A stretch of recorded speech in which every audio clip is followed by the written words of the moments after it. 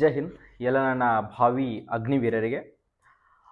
Indian ಆರ್ಮಿದಲ್ಲಿ Agniveer ಹುದ್ದೆಗಳನ್ನ 4 ವರ್ಷದ ಹುದ್ದೆಗಳನ್ನ sir ಮತ್ತೆ ಯಾವಾಗ ಕಾಲ್ಫರ್ ಮಾಡ್ತಾರೆ ಸರ್? ನಾನು ಈಗಾಗಲೇ ಬೆಳಗಾವಿ ARO ಯಂತ್ರ ಸರ್ ಮೆಡಿಕಲ್ಲು ಮತ್ತು ಫಿಸಿಕಲ್ನಲ್ಲಿ ನಾನು ಅನ್ಫಿಟ್ ಆಗಿದ್ದೀನಿ ಸರ್. ನಾನು ಮತ್ತೆ ಅಗ್ನಿವೀರ್ ಪ್ರಯತ್ನವನ್ನು ಮಾಡಬೇಕಂತ ಮಾಡಿದ್ದೀನಿ. ಅದರ ಜೊತೆಗೆ ಮತ್ತು ಮಂಗಳೂರು ಮತ್ತು ಬೆಳಗಾವಿ AROದವರು ಸಾಕಷ್ಟು ವಿದ್ಯಾರ್ಥಿಗಳು ಎಕ್ಸಾಮ್ ಕಟಪ್ನಲ್ಲಿ ಕುತ್ಕೊಂಡಿಲ್ಲ, ಅಂದರೆ ಎಕ್ಸಾಮನ್ನು ಎಷ್ಟೋ ಜನ ಪಾಸ್ ಆಗಿರಲಿಲ್ಲ. ಸೊ ಅಂಥ ವಿದ್ಯಾರ್ಥಿಗಳಿಗೆ ಸಾಕಷ್ಟು ಸ್ಟೂಡೆಂಟ್ಗಳು ಕೇಳ್ತಾ ಇದ್ರಿ, ಸರ್ ನಮ್ಗೆ ಒಂಚೂರು ಇನ್ಫಾರ್ಮೇಷನನ್ನು ಕೊಡಿ ಸರ್, ಯಾವ ತಿಂಗಳಲ್ಲಿ ಕಾಲ್ಫರ್ಮ್ ಆಗ್ಬೋದು ಸರ್? ನಾವು ಅಡ್ವಾನ್ಸ್ ಆಗಿ ಈ ಸರಿ ಪ್ರಯತ್ನವನ್ನು ಮಾಡಿದ್ವಿ, ಅಡ್ವಾನ್ಸ್ ಆಗಿ ನಾವು ಎಕ್ಸಾಮ್ ಪ್ರಿಪ್ರೇಷನನ್ನು ಮಾಡ್ಕೊಂಡಿವಪ್ಪ ಅಂದರೆ ಸರ್ ನಾವು ಎಕ್ಸಾಮನ್ನು ಈ ಸರಿ ನಾವು ಚೆನ್ನಾಗಿ ಸ್ಕೋರ್ ಮಾಡ್ಕೊಂಡು ಫೈನಲ್ ಕಟಪ್ಗೆ ಕುತ್ಕೊಳ್ಬಹುದಲ್ಲ ಸರ್? ಯಾಕಂದರೆ ನೀವು ಒಂಚೂರು ನಮ್ಗೆ ಈ ಥರದ ಮಾಹಿತಿಗಳನ್ನ ಕೊಡ್ತಾ ಹೋದರೆ ಸರ್ ನಮ್ಮ ಯಾವ ಥರ ಪ್ರಿಪ್ರೇಷನನ್ನು ಮಾಡ್ಕೊಳ್ಬೇಕು ಅನ್ನೋದು ಕೂಡ ಗೊತ್ತಾಗುತ್ತೆ ಅಂತ ಹೇಳಿ ಸಾಕಷ್ಟು ವಿದ್ಯಾರ್ಥಿಗಳು ಕೇಳ್ತಾ ಇದ್ರಿ. ಸೊ ಇಲ್ಲಿ ಬಂದ್ಬಿಟ್ಟು ಪುರುಷ ಮತ್ತು ಮಹಿಳೆಯರಿಗೆ ಕೂಡ ಇದರಲ್ಲಿ ಅವಕಾಶ ಇರ್ತೈತಿ. ಇದರಲ್ಲಿ ಬಂದ್ಬಿಟ್ಟು ಏಜ್ ಎಷ್ಟಿರ್ತದೆ ಅಂತಂದ್ರೆ 17 ಏಜ್ ಇಂದ ಹಿಡಿದು 21 ಏಜ್ ವರೆಗೆ ಇದ್ದವ್ರಿಗೆ ಕೂಡ ಅವಕಾಶ ಇರ್ತೈತಿ. ಅದೇ ತರನಾಗಿ ಎಣ್ಣೆ ಅಂತ ಹೇಳಿಕೆಸಿಂದ ನರ್ಸಿಂಗ್ ಅಸಿಸ್ಟೆಂಟ್ ಅಂತ ಹೇಳಿಕೆಸಿಂದ ನೀವೇನಾದ್ರೂ PUC ಮುಗಿಸಿದ್ರಿ, ಸೈನ್ಸ್ ಮುಗಿಸಿದವರು ಮಾತ್ರ, ಸೈನ್ಸ್ ಹೋಲ್ಡರ್ಗೆ ಮಾತ್ರ, ಅದು PCMB ದವರಿಗೆ ಮಾತ್ರ ಇಲ್ಲಿ 23 ಏಜ್ ಮಟ್ಟ ಈ ಹುದ್ದೆಗೆ ಅವಕಾಶ ಇರ್ತದ. ಸೊ ನೆಕ್ಸ್ಟ್ ಬಂದ್ಬಿಟ್ಟು ಸರ್ ಇದರಲ್ಲಿ ಯಾವ್ಯಾವ ಥರದ ಹುದ್ದೆಗಳಿರ್ತಾವೆ ಸರ್? ನಾನು 8th ಪಾಸ್ ಆಗಿದ್ದೀನಿ ಸರ್, ನಾನು 10th ಫೇಲ್ ಆಗಿದ್ದೀನಿ, 8th ಮೇಲೆ ಕೂಡ ಅರ್ಜಿಯನ್ನು ಸಲ್ಲಿಸಬಹುದಾ? ಎಸ್, 8th ಮೇಲೆ ಕೂಡ ನೀನು ಕೂಡ ಇಂಡಿಯನ್ ಆರ್ಮಿದಲ್ಲಿ ಸೇಮ್ ವರದಿನೇ ಕೊಡ್ತಾರ. ಸೊ ಸೇಮ್ ಡ್ಯೂಟಿನೇ ಇರ್ತದೆ, ನೀನು ಕೂಡ ಟ್ರೇಡ್ಸ್ಮನ್ ಆಗಿ ಹುದ್ದೆಯನ್ನು ಸೇರ್ಬೋದು. ಅದರ ಜೊತೆಗೆ ಆರ್ಟ್ಸ್, ಕಾಮರ್ಸ್, ಸೈನ್ಸ್, ಅದರ ಜೊತೆಗೆ ಡಿಪ್ಲೊಮಾ ಮತ್ತು ITI ಮುಗಿದವರಿಗೆ ಇಲ್ಲಿ ಒಂದು ಅಪಾರ್ಚುನಿಟಿಯನ್ನು ಕೊಡ್ತಾ ಇದ್ದಾರೆ. ಸೊ ಇದು ಬಂದ್ಬಿಟ್ಟು ಯಾವಾಗ ಕಾಲ್ಫರ್ಮ್ ಆಗುತ್ತೆ ಅಂತಂದ್ರೆ 2026ರಲ್ಲಿ ಜನವರಿ ಅಥವಾ ಫೆಬ್ರವರಿಯಲ್ಲಿ ನೋಟಿಫಿಕೇಶನ್ ಆಗುತ್ತೆ. ಯಾವಾಗ? ಜನವರಿ ಆರ್ ಫೆಬ್ರವರಿ 2026ರಲ್ಲಿ ಕಾಲ್ಫರ್ಮ್ ಆಗುತ್ತೆ. ಸೊ ಅದಕ್ಕೋಸ್ಕರ ನಾನು ಇದ್ರ ಬಗ್ಗೆ ಎಕ್ಸಾಮ್ ಸಿಲೆಬಸ್ ಏನಿರ್ತದ, ಸೊ ರನ್ನಿಂಗ್ ಎಷ್ಟು ಇರ್ತದ, ಸೊ ಫುಲ್ ಅಪ್ಸ್ ಅನ್ನ ಎಷ್ಟು ಹೊಡಿಬೇಕು, ಸೊ ಪ್ರತಿ ಒಂದು ಇನ್ಫಾರ್ಮೇಶನ್ ನಾನು ಡೀಟೇಲ್ ಆಗಿ ಕೊಡ್ತಾ ಹೋಗ್ತೀನಿ. ಈ ಮಾಹಿತಿಯನ್ನ ನೀವೇನಾದ್ರೂ ತಿಳ್ಕೊಂಡ್ರೆ ಮುಂದಿನ ಸರಿ ಪಕ್ಕ 100% ಇಂಡಿಯನ್ ಆರ್ಮಿ ವರದಿ ಹಾಕ್ತೀರಿ. 100% ನಾನೇ ಕೊಡ್ತಾ ಇದ್ದೀನಿ. ಮೊದಲಿಗೆ ಅದ್ರ ಬಗ್ಗೆ ಗೈಡೆನ್ಸ್ ಇರಬೇಕು, ಅದ್ರ ಬಗ್ಗೆ ಇನ್ಫಾರ್ಮೇಶನ್ ಇರಬೇಕು, ಅದ್ರ ಬಗ್ಗೆ ನಾಲೆಜ್ ಇದ್ರೆ ಮಾತ್ರ ನೀನು ಪ್ರಯತ್ನ ಮಾಡೋಕೆ ಸಾಧ್ಯ. ಇಲ್ಲ ಅಂತಂದ್ರೆ ಸೊ ಡೈರೆಕ್ಟ್ ಆಗಿ ಹೋಗಿ ಎಕ್ಸಾಮ್ ಬರೋದು, ಎಕ್ಸಾಮ್ ಫೇಲ್ ಆಗೋದು, ಎಕ್ಸಾಮ್ ಪಾಸ್ ಆದ್ರೂ ಕೂಡ ಫೈನಲ್ ಕಟಪ್ ಕುತ್ಕೊಳ್ಳಲ್ಲ, ಫೈನಲ್ ಕಟಪ್ ಕುತ್ಕೊಳ್ಳೋಕ್ಕಿಂತ ಮುಂಚೆ ಫಿಸಿಕಲ್ ಫೇಲ್ ಆಗೋದು, ಫಿಸಿಕಲ್ ಬಗ್ಗೆ ಗೈಡೆನ್ಸ್ ಇರೋದಿಲ್ಲ. ಸೊ ಫಿಸಿಕಲ್ ಅನ್ನ ಯಾವ ಥರ ರೆಡಿಯಾಗಿ ಮಾಡ್ಕೊಳ್ಳೋದು ಗೊತ್ತಿಲ್ಲ. ಅದಕ್ಕೋಸ್ಕರ ನಾನು ಹೇಳ್ತಾ ಇದ್ದೀನಿ. ಓಕೆ, ನಾನು ನಿಮ್ಗೆ ಸಜೆಷನ್ ಕೊಡ್ತೀನಿ. ಸೊ ಯಾವ ಥರ ಸ್ಟಡಿ ಮಾಡಬೇಕು, ನಮ್ಮ HJ ಡಿಫೆನ್ಸ್ ಅಕಾಡೆಮಿಯಲ್ಲಿ ಕೂಡ ಈಗಲೇ ಕ್ಲಾಸಸ್ಗಳ ಪ್ರಾರಂಭವನ್ನು ಮಾಡಿದ್ವಿ. ಸೊ ನಿಮ್ಗೆ ಅದ್ರ ಬಗ್ಗೆ ಡೀಟೇಲ್ ಆಗಿ ಇನ್ಫಾರ್ಮೇಶನ್ ನಾನು ಲಾಸ್ಟ್ಗೆ ಕೊಡ್ತೀನಿ. ಇಲ್ಲಿ ಬಂದ್ಬಿಟ್ಟು ಅಗ್ನಿವೀರ್ GD ಜನರಲ್ ಡ್ಯೂಟಿ, ಅದರ ಜೊತೆಗೆ ಟ್ರೇಡ್ಸ್ಮನ್, ಅದರ ಜೊತೆಗೆ ಟೆಕ್ನಿಕಲ್, ನರ್ಸಿಂಗ್ ಅಸಿಸ್ಟೆಂಟ್, ಕ್ಲರ್ಕ್ ಅಂತ ಹೇಳಿ ಈ ಥರದ ಹುದ್ದೆಗಳನ್ನ ಕಾಲ್ಫಾರ್ಮ್ ಮಾಡಿರ್ತಾರೆ. ಮಹಿಳೆಯರಿಗೆ WMP ವುಮನ್ ಮಿಲಿಟರಿ ಪೊಲೀಸ್ ಅಂತ ಹೇಳಿ ಕಾಲ್ಫಾರ್ಮ್ ಅನ್ನ ಮಾಡಿರ್ತಾರೆ. ಓಕೆ, ಈ ಹುದ್ದೆಗೆ ಏಜ್ ಬಗ್ಗೆ ಹೇಳಿದೆ, 17 21 ಏಜು. ಇದಕ್ಕೆ ಹೈಟ್ ಬಾಯ್ಸಿಗೆ ಬಂದ್ಬಿಟ್ಟು 166 ಸೆಂಟಿಮೀಟರ್ನ ಹೊಂದಿರಬೇಕು. ಎಷ್ಟು? 166 ಸೆಂಟಿಮೀಟರ್ನ ಹೈಟನ್ನು ಹೊಂದಿರಬೇಕು. ವೇಟ್ ಬಂದ್ಬಿಟ್ಟು ನಿಮ್ದು ನಾರ್ಮಲ್ ಆಗಿ 50 kg ಒಳಗಡೆ, 48, 49, 50 ಇದ್ರೂ ಕೂಡ ಓಕೆ. ಚೆಸ್ಟ್ ಬಂದ್ಬಿಟ್ಟು ನಿಮ್ದು ನಾರ್ಮಲಿ 77 5 ಎಕ್ಸ್ಪಾಂಡೆಡ್ ಅನ್ನು ಮಾಡಬೇಕು. ನಾರ್ಮಲಿ 77 ಇರಬೇಕು, ಎಕ್ಸ್ಪಾಂಡೆಡ್ ಮಾಡಿದಾಗ 5 ಸೆಂಟಿಮೀಟರ್ ಎಕ್ಸ್ಪಾಂಡೆಡ್ ಆಗಬೇಕು. ಅದರ ಜೊತೆಗೆ ಫುಲ್ ಅಪ್ಸ್ ಇರುತ್ತೆ, ಫುಲ್ ಅಪ್ಸ್ ಅನ್ನ 10 ಹೊಡಿಬೇಕು. 10 ಹೊಡೆದ್ರೆ ನಿಮ್ಗೆ 40 ಮಾರ್ಕ್ಸ್ ಇರ್ತದ. ಸೊ ಫುಲ್ ಅಪ್ಸ್ ಹೊಡೋದು ಈಸಿ ಅಲ್ಲ, ಅದನ್ನ ಪ್ರಾಕ್ಟೀಸ್ ಮಾಡಲೇಬೇಕು, ಅದಕ್ಕೆ ಹಾರ್ಡ್ ತಾಕತ್ ಬೇಕು ಕೈಯಲ್ಲಿ. ಅದರ ಜೊತೆಗೆ ರನ್ನಿಂಗ್ 1600 ಮೀಟರ್ ರನ್ನಿಂಗ್ ಇರ್ತತಿ. 1600 ಮೀಟರ್ ರನ್ನಿಂಗ್ ಅನ್ನ 4 ಗ್ರೂಪ್ಗಳನ್ನಾಗಿ ವಿಂಗಡಣೆ ಮಾಡಿದಾರೆ. First group, second group, third, fourth group ಅಂತ ಹೇಳಿ ಗ್ರೂಪ್ ವೈಸ್ ಮಾರ್ಕ್ಸ್ಗಳಿದಾವೆ. ನೀವೇನಾದ್ರೂ ಫಸ್ಟ್ ಗ್ರೂಪ್ ಹೊಡೆದ್ರಿಪ್ಪ ಅಂತಂದ್ರೆ 60 ಮಾರ್ಕ್ಸ್ ಇರ್ತದ. ಫಸ್ಟ್ ಗ್ರೂಪ್ನಲ್ಲಿ ಟೈಮಿಂಗ್ ಎಷ್ಟು ಇರ್ತದೆ ಅಂತಂದ್ರೆ 5 ನಿಮಿಷದ ಇಂತ್ರ ಹಿಡಿದು 5:30 ಒಳಗಡೆ ಬಂದ್ರಪ್ಪ ಅಂತಂದ್ರೆ ಫಸ್ಟ್ ಗ್ರೂಪ್ 60 ಮಾರ್ಕ್ಸ್ ಇರ್ತದ. ಸೆಕೆಂಡ್ ಗ್ರೂಪ್ 5:31 ಹಿಡಿದು 5:45 ಒಳಗಡೆ ಬಂದ್ರಪ್ಪ ಅಂತಂದ್ರೆ ಸೆಕೆಂಡ್ ಗ್ರೂಪ್ ನಿಮಗೆ ಬಂದ್ಬಿಟ್ಟು 48 ಮಾರ್ಕ್ಸ್ ಸಿಗ್ತದ. ಅದೇ ತರನಾಗಿ ಥರ್ಡ್ ಗ್ರೂಪ್ ಏನಾದರೂ ಹೊಡೆದ್ರಿಯಪ್ಪ ಅಂದರೆ 5:45 ಹಿಡಿದು 6 ನಿಮಿಷದೊಳಗಡೆ ಹೊಡೆದ್ರಿಯಪ್ಪ ಅಂತಂದ್ರೆ ಥರ್ಡ್ ಗ್ರೂಪ್, ಇದು ಮಾರ್ಕ್ಸ್ ಬಂದ್ಬಿಟ್ಟು 36 ಮಾರ್ಕ್ಸ್ ಸಿಗ್ತದ.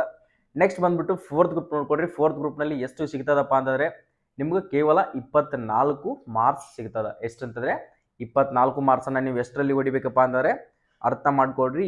ನೀವು ಏನಾದರೂ 4ನೇ ಗ್ರೂಪ್ ಹೊಡೆದ್ರಪ್ಪ ಅಂದರೆ ಕೇವಲ 24 ಮಾರ್ಕ್ಸ್ ಸಿಗ್ತದ. 6 ನಿಮಿಷ 1 ಸೆಕೆಂಡ್ ಅಂತ ಹಿಡಿದು 6 ನಿಮಿಷ 15 ಸೆಕೆಂಡ್ ಒಳಗಡೆ ಹೊಡೆದ್ರಪ್ಪ ಅಂತಂದ್ರೆ ನಿಮ್ಗೆ ಕೇವಲ 24 ಮಾರ್ಕ್ಸ್ ಸಿಗ್ತದ. ಓಕೆ, ಫಿಸಿಕಲ್ ಬಗ್ಗೆ ಡೀಟೇಲ್ ಆಗಿರ್ತಕ್ಕಂಥ ಮಾಹಿತಿ ಗೊತ್ತಾಯ್ತು, ಚೆಸ್ಟು, ಹೈಟು, ವೇಟು, ರನ್ನಿಂಗು ಗೊತ್ತಾಯ್ತು. ಓಕೆ, ಅದರ ಜೊತೆಗೆ ಇಲ್ಲಿ ಬಂದ್ಬಿಟ್ಟು ಮಹಿಳೆಯರಿಗೆ 162 ಸೆಂಟಿಮೀಟರ್ ಹೈಟ್ ಇರಬೇಕು. ಎಷ್ಟು? 162 ಸೆಂಟಿಮೀಟರ್. ಟೆಕ್ನಿಕಲ್ ಮತ್ತು ನರ್ಸಿಂಗ್ದವ್ರಿಗೆ ಹೈಟ್ ಕೂಡ ಕಡಿಮೆ ಇರ್ತದೆ, ಕ್ಲರ್ಕ್ದವ್ರಿಗೆ ಕೂಡ ಹೈಟ್ ಕಡಿಮೆ ಇರ್ತದೆ. GD ಮತ್ತು ಟ್ರೇಡ್ಸ್ಮನ್ದವ್ರದ್ದು ಹೈಟ್ ಹೇಳಿದ್ದೀನಿ. ಸೊ ಇನ್ನು ಇರ್ತಕ್ಕಂಥ ಟೆಕ್ನಿಕಲ್ ಮತ್ತು ನರ್ಸಿಂಗ್ದವ್ರಿಗೆ ಯಾವುದೇ ಥರಂಥ ಫಿಸಿಕಲ್ ಅಲ್ಲಿ ಮಾರ್ಕ್ಸ್ ಇರೋದಿಲ್ಲ, ಜಸ್ಟ್ ಕ್ವಾಲಿಫೈ ನೇಚರ್ ಇರ್ತೈತಿ. ಸರ್, ಎಕ್ಸಾಮ್ ಸಿಲೆಬಸ್ ಏನಿರ್ತದೆ GDಗೆ, ಎಕ್ಸಾಮ್ ಸಿಲೆಬಸ್ ಅನ್ನ ಏನೆಲ್ಲ ಓದ್ಕೊಳ್ಬೇಕು ಅಂತ ಕೇಳ್ತಾ ಇದ್ದಲ್ಲ. ಸೊ ಎಕ್ಸಾಮ್ ಅನ್ನ ಅದು ನಮ್ಮ ಮಾತೃಭಾಷೆ ಕನ್ನಡದಲ್ಲಿ ಎಕ್ಸಾಮ್ ಅನ್ನ ಮಾಡಿದಾರ. ಸೊ ಈ ಸರಿ ಯಾಕಂದ್ರೆ ಹಿಂದಿ ಲ್ಯಾಂಗ್ವೇಜ್ನವ್ರಿಗೆ ಈಗ ನೋಡ್ಕೊಡ್ರಿ, UP BR ದವ್ರಿಗೆ ಅವ್ರ ಲ್ಯಾಂಗ್ವೇಜ್ ಮೇನ್ ಲ್ಯಾಂಗ್ವೇಜ್ ಹಿಂದಿ ಇರ್ತದ. ಹಿಂದಿ ಇದ್ದ ತಕ್ಷಣ ಏನಾಗುತ್ತಾ, ಅವ್ರಿಗೆ ಹಿಂದಿಯಲ್ಲಿ ಚೆನ್ನಾಗಿ ಸ್ಕೋರ್ ಮಾಡ್ಕೋತಾರ, ಆರಾಮ್ಸಾಗಿ ಈಸಿಯಾಗಿ ಅವರು ಎಕ್ಸಾಮ್ ಅನ್ನ ಪಾಸ್ ಮಾಡ್ಕೋತಾರ. ಅದಕ್ಕೋಸ್ಕರ ಅದನ್ನೆಲ್ಲನೂ ಕೂಡ ಮಾಡಿಕೆಸಂದ ಏನ್ ಮಾಡಿದಾರೆ ಅಂತಂದ್ರೆ, ಸಪ್ರೇಟ್ ಆಗಿ ಎಲ್ಲ 13 ಲ್ಯಾಂಗ್ವೇಜ್ನಲ್ಲಿ ಎಕ್ಸಾಮ್ ಅನ್ನ ನಡೆಸಲೇಬೇಕು. ಕನ್ನಡದಲ್ಲಿನೂ ಕೂಡ ಎಕ್ಸಾಮ್ ಅನ್ನ ನಡೆಸಬೇಕಂತ ಹೇಳಿಕೆಸಂದ ಕನ್ನಡದಲ್ಲಿನೂ ಕೂಡ ಎಕ್ಸಾಮ್ ಅನ್ನ ನಡೆಸಿದಾರ. ಸೊ ಎಲ್ಲರಿಗೂ ಕೂಡ ಚೆನ್ನಾಗಿ ಸ್ಕೋರ್ ಅನ್ನ ಮಾಡ್ತಾ ಇದ್ರಿ. ಸೊ ಅಂದ್ರೆ ಕ್ವಶನ್ಸ್ ನಾವು ಯಾಕಂದ್ರೆ ಕನ್ನಡ ಲ್ಯಾಂಗ್ವೇಜ್ ನಲ್ಲಿ ಓದಿರ್ತೀವಲ್ಲ, ಸೊ ಅದಕ್ಕೋಸ್ಕರ ಈಸಿ ಆಗುತ್ತೆ. Next exam syllabus exam syllabus Agniveer GD ಇದೆ, ನಾನು ನಿಮ್ಗೆ ತಿಳಿಸ್ಕೊಡ್ತೀನಿ ನೋಡ್ಕೊಡ್ರಿ. ಕಂಪ್ಯೂಟರ್ ಬೇಸ್ಡ್ ಟೆಸ್ಟ್ ಇರ್ತೈತಿ. ಅದು ಮೊದಲಿಗೆ ಯಾವ ತರ ಇತ್ತಂತಂದ್ರೆ, ಇಂಡಿಯನ್ ಆರ್ಮಿದಲ್ಲಿ ಆಫ್ಲೈನ್ ಮುಖಾಂತರ ಎಕ್ಸಾಮ್ ಇತ್ತು. ಯಾವುದೇ ಒಂದು ಕಾಲೇಜ್ನಲ್ಲಿ ಹೋಗಿ ಚಂದ ನಿಮ್ಗೆ ಎಕ್ಸಾಮ್ ಅನ್ನ ಬರೆಸ್ತಾ ಇದ್ರು. ಈಗ 2 ವರ್ಷ ಆಯ್ತು CBT ಕಂಪ್ಯೂಟರ್ ಬೇಸ್ಡ್ ಎಕ್ಸಾಮ್ ಅನ್ನ ಮಾಡಿದಾರೆ. ಕಂಪ್ಯೂಟರ್ ಬಗ್ಗೆ ನಾಲೆಜ್ ಕೂಡ ಬೇಕಾಗುತ್ತೆ. ಯಾವ ತರ ಮೌಸ್ ಅನ್ನ ಯೂಸ್ ಮಾಡಬೇಕು, ಯಾವ ತರ ಆನ್ಸರ್ ಅನ್ನ ಟಿಕ್ ಮಾಡಬೇಕು, ಯಾವ ತರ ಕ್ಲೋಸ್ ಮಾಡಬೇಕು, ಯಾವ ತರ ನೆಕ್ಸ್ಟ್ ಕೊಡಬೇಕು ಅನ್ನೋದು ಕೂಡ ಇಂಪಾರ್ಟೆಂಟ್ ಆಗುತ್ತೆ. ಇಲ್ಲಿ ಬಂದ್ಬಿಟ್ಟು 50 ಕ್ವಶನ್ಸ್ಗಳಿರ್ತಾವೆ. ಯಾವುದು? 50 ಕ್ವಶನ್ಸ್ಗಳಿರ್ತಾವೆ. ಒಂದು ಕ್ವಶನ್ನಿಗೆ 2 ಮಾರ್ಕ್ಸ್ ಇರ್ತದೆ. ಎಷ್ಟು? 1 ಕ್ವಶನ್ನಿಗೆ 2 ಮಾರ್ಕ್ಸ್ ಇರ್ತದ. ಒಂದು ಕ್ವಶನ್ನಿಗೆ 2 ಮಾರ್ಕ್ಸ್ ಇರ್ತದಪ್ಪ ಅಂತಂದ್ರೆ ನೀವು ಟೋಟಲಿ 50 ಕ್ವಶನ್ನಿಗೆ 100 ಮಾರ್ಕ್ಸ್ ಆಯ್ತು. ಇದರಲ್ಲಿ ಯಾವುದೇ ತರಹದಂತ ನೆಗೆಟಿವ್ ಮಾರ್ಕಿಂಗ್ ಇರೋದಿಲ್ಲ. ಇಂಡಿಯನ್ ಆರ್ಮಿದಲ್ಲಿ ನೆಗೆಟಿವ್ ಮಾರ್ಕಿಂಗ್ ಇರೋದಿಲ್ಲ. ಸಬ್ಜೆಕ್ಟ್ಗಳು ಬಂದ್ಬಿಟ್ಟು ಜನರಲ್ ನಾಲೆಜ್ ಇರ್ತೈತಿ, ಜನರಲ್ ಸೈನ್ಸ್ ಇರ್ತೈತಿ, ಮ್ಯಾಥಮೆಟಿಕ್ಸ್ ಇರ್ತೈತಿ, ಅಂಡ್ ಲಾಜಿಕಲ್ ರೀಸನಿಂಗ್ ಅಂತ ನಿಮ್ಗೆ ಇದರಲ್ಲಿ ಇರ್ತದ. ಸೊ ನೆಕ್ಸ್ಟ್ ಬಂದ್ಬಿಟ್ಟು ಸಂಪೂರ್ಣವಾಗಿ ಮಾಹಿತಿಯನ್ನು ನಾನು ಇದ್ರ ಬಗ್ಗೆ ನಿಮ್ಗೆ ಡೀಟೇಲ್ ಆಗಿ ಕೊಟ್ಟಿದ್ದೀನಿ. ಇನ್ನೊಂದ್ಸರಿ ಬೇಕಿದ್ರೆ ಏನೋ ಕನ್ಫ್ಯೂಷನ್ ಆಗ್ತಾ ಇತ್ತು. ಸೊ ಇದರಲ್ಲಿ ಸರ್ ನಮಗೆ ಇಂಡಿಯನ್ ಆರ್ಮಿದಲ್ಲಿ ಸೊ ಇನ್ನಷ್ಟು ಇದಕ್ಕೆ ಇನ್ಫಾರ್ಮೇಶನ್ ಅನ್ನು ಕೊಡಿ, ನಾವು ಕೂಡ ಇದಕ್ಕೆ ರೆಡಿ ಆಗಬೇಕಂತ ಅನ್ಕೊಂಡಿದೀವಿ. ಈ ಸಾರಿ ಹೋದ್ ಸರಿ ಪಕ್ಕ ನಮ್ಮದು ಮಿಸ್ ಆಗಿದೆ, ಫಸ್ಟ್ ರ್ಯಾಲಿ ಮಿಸ್ ಆಗಿದೆ ಸರ್. ಈ ಸಾರಿ ನಾವು ನೆಕ್ಸ್ಟ್ ರ್ಯಾಲಿಯನ್ನು 100% ಹೊಡಿತೀವಿ ಅಂತ ನಿಮ್ದೇನಾದರೂ ಟಾರ್ಗೆಟ್ ಇದ್ರೆ ಸೊ ಇವತ್ತಿನಿಂತ್ರನೇ ಸ್ಟಡಿ ಮಾಡಾಕು ಮತ್ತು ಓಡಾಕು ಸ್ಟಾರ್ಟ್ ಮಾಡಿ. ನೋಡ್ಕೊಡ್ರಿ, ತಪ್ಪನ್ನ ಏನ್ ಮಾಡ್ತಾ ಇದೀನಿ ಅಂತಂದ್ರೆ, ಅಪ್ಲಿಕೇಶನ್ ಕರೆದ ಮೇಲೆ, ಅರ್ಜಿಯನ್ನ ಹಾಕಿದ ಮೇಲೆ, ಮತ್ತೆ ಎಕ್ಸಾಮ್ ಡೇಟ್ ಬಿಟ್ಟಾದ್ಮೇಲೆ ಓದಾಕ್ ಸ್ಟಾರ್ಟ್ ಮಾಡ್ತೀರಿ. ಅದು ನಿಮ್ಮ ತಪ್ಪು. ಯಾಕಂತಂದ್ರೆ ಅಡ್ವಾನ್ಸ್ ಆಗಿ ಮುಂಚಿತವಾಗಿ ನೀವೇನಾದ್ರೂ ಪ್ರಿಪರೇಷನ್ ಅನ್ನ ಮಾಡಿದ್ರಿ ಅಂತಂದ್ರೆ ಎಕ್ಸಾಮ್ ನಲ್ಲಿ 100ಕ್ಕೆ 90 ಅಬೋವ್ ಸ್ಕೋರ್ ಮಾಡ್ಬೋದು. ಫೈನಲ್ ಕಟ್ ಅಪ್ ನಲ್ಲಿ ಮಿಸ್ ಚಾನ್ಸೇ ಇಲ್ಲ ತೆಗಿಯೋಕೆ, ಪಕ್ಕ ಸೆಲೆಕ್ಷನ್ ಆಗ್ತೀಯಾ.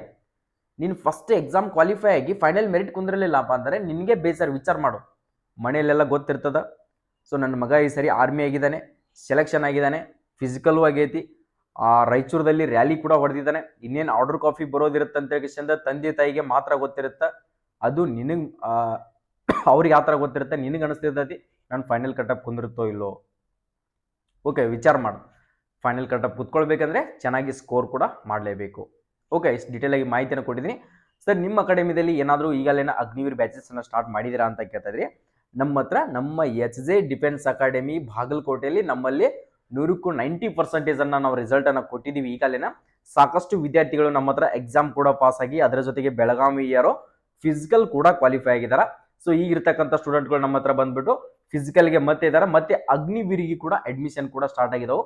ಅಡ್ಮಿಷನ್ ಅನ್ನು ಬಂದ್ಕೊಂಡು ಅಡ್ವಾನ್ಸ್ ಆಗಿ ತಯಾರಿಯನ್ನು ಮುಂಚಿತವಾಗಿ ತಯಾರಿಯನ್ನು ಮಾಡ್ಕೊಂಡು ನಮ್ಮ ಹತ್ರ ಚೆನ್ನಾಗಿ ವರ್ಕ್ ಅನ್ನ ಮಾಡ್ತಾ ಇದ್ದಾರೆ. ಯಾಕಂದ್ರೆ ನೋಡ್ಕೋಬಹುದು, ಅಡ್ವಾನ್ಸ್ ಆಗಿ ನೀವೇನಾದ್ರೂ ತಯಾರಿಯನ್ನ ಮಾಡ್ತಾ ಹೋದ್ರಿಪ್ಪ ಅಂದ್ರೆ ಇದೊಂದು ನಿಮ್ಗೆ ಸ್ಕೋರ್ ಮಾಡೋಕ್ಕೆ ಒಂದು ಅವಕಾಶನೇ ಅನ್ಕೋಬಹುದು. ನಮ್ಮ ಹತ್ರ ಅತಿ ಕಡಿಮೆ ದರದಲ್ಲಿ ಹಾಸ್ಟೆಲ್ ಮತ್ತು ಊಟದ ವ್ಯವಸ್ಥೆಯನ್ನ ಕೊಡ್ತಾ ಇದೀವಿ. ನಿಮ್ಗೆ ಜಿಲ್ಲಾ ಕ್ರೀಡಾಂಗಣ, ಡಿಸ್ಟ್ರಿಕ್ಟ್ ಸ್ಟೇಡಿಯಂ ಕೂಡ ಇದೆ.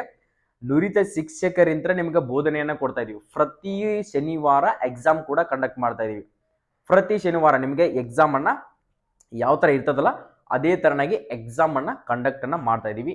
ನೀವೇನಾದ್ರೂ ಈ ಬ್ಯಾಚಿಗೆ ಬಂದು ಜಾಯಿನ್ ಆಗಬೇಕು ಸರ್, ನಾನು ಈಗ ಅಗ್ನಿವೀರನ್ನ ಸೆಲೆಕ್ಷನ್ ಆಗಬೇಕು, ಅದರ ಜೊತೆಗೆ SSC GD ಸೆಲೆಕ್ಷನ್ ಆಗಬೇಕು, ಅದರ ಜೊತೆಗೆ CISF ಹಾಕಿನಿ, BSF ಹಾಕಿನಿ, ನೀವು ಎಲ್ಲನೂ ಕೂಡ ಹಾಕಿದೀನಿ ಅಂತಂದ್ರೆ ಇವಾಗ್ಲೇನೆ ಬಂದು ನಮ್ಮ S A defence academy Bagalkot Navanagar ಜಿಲ್ಲಾ ಕ್ರೀಡಾಂಗಣ ಹತ್ತಿರ ನಮ್ಮ ಅಕಾಡೆಮಿ ಕೂಡ ಇರೋದು. ಇಲ್ಲಿ ಕೊಟ್ಟಿರ್ತಕ್ಕಂಥ ಆಫೀಸಿಯಲ್ ನಂಬರ್ಗೆ, ಸೊ ಈ ಆಫೀಸ್ ನಂಬರ್ಗೆ ಕಾಲ್ ಮಾಡಿಬಿಟ್ಟು ಆದಷ್ಟು ಬೇಗನೆ ನಿಮ್ಮ ಸ್ನೇಹಿತನು ಕೂಡ ಬರ್ತಿದ್ದ ಅಂತಂದ್ರೆ ಕರ್ಕೊಂಡು ಬಂದು ಅಡ್ಮಿಷನ್ ಅನ್ನು ಮಾಡ್ಕೊಂಡು ಈ ಸರಿ ಪಕ್ಕ ಇಂಡಿಯನ್ ಆರ್ಮಿ ವರದಿಯನ್ನ ಹಾಕೊಳ್ಳೇಬೇಕು. ಓಕೆ, ಈ ನಂಬರ್ಗೆ ಕಾಲ್ ಮಾಡಿ. ಎಲ್ಲರಿಗೂ ಕೂಡ ಒಳ್ಳೇದಾಗಲಿ. ಪ್ರಯತ್ನವನ್ನ ಅಕಾಡೆಮಿಗೆ ಯಾವುದೇ ಒಂದು ಕೋಚಿಂಗ್ ಹೋಗ್ಲಿಲ್ಲ ಅಂದ್ರೂ ಪರವಾಗಿಲ್ಲ, ಮನೆಯಲ್ಲಾದ್ರೂ ಕುಂತು ಚೆನ್ನಾಗಿ ಸ್ಟಡಿ ಮಾಡ್ಕೊಳ್ಳಿ. ಅದೊಂದೇ ನಂದು ಇಂಪಾರ್ಟೆಂಟ್ ಆಗಿರ್ತಕ್ಕಂಥ ನಿಮ್ಗೆ ಹೇಳ್ತಿರ್ತಕ್ಕಂಥದ್ದು. ಎಲ್ಲೇ ಇರಿ, ಹೇಗೆ ಇರಿ, ಚೆನ್ನಾಗಿ ನೀವು ಏನು ಪರ್ಫಾರ್ಮೆನ್ಸ್ ಅನ್ನ ಕೊಡ್ತಾ ಇದ್ದಿಲ್ಲ, ಸೊ ಯಾವುದಕ್ಕೆ ಒತ್ತನ್ನು ಕೊಡ್ತಾ ಇದ್ದಿಲ್ಲ ಅದ್ರ ಬಗ್ಗೆ ಜಾಸ್ತಿ ಗಮನ ವಹಿಸಿ. ನಮ್ಮ ಅಕಾಡೆಮಿಯಲ್ಲಿ ಫಿಸಿಕಲ್ ಟೆಸ್ಟ್ ಕೂಡ ಕಂಡಕ್ಟ್ ಮಾಡ್ತೀವಿ, ಅದ್ರ ಜೊತೆಗೆ ಮೆಡಿಕಲ್ ಚೆಕಿಂಗ್ ಕೂಡ ಮಾಡ್ತೀವಿ. ಏನೋ ಮೆಡಿಕಲ್ ಪಾಯಿಂಟ್ ಕೂಡ ಇತ್ತಂತಂದ್ರೆ ಅದಕ್ಕೆ ಸಜೆಷನ್ ಕೂಡ, ನಿಮ್ಗೆ ಸೊಲ್ಯೂಷನ್ ಕೂಡ ನಾವು ಕೊಡ್ತಾ ಇದ್ವಿ.